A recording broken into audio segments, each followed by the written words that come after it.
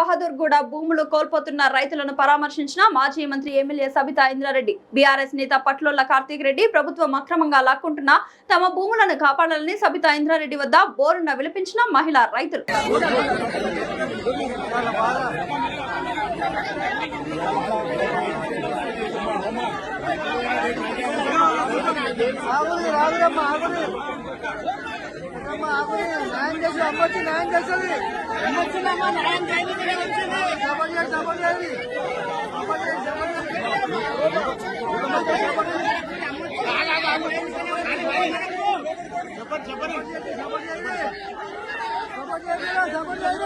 చెప్పండి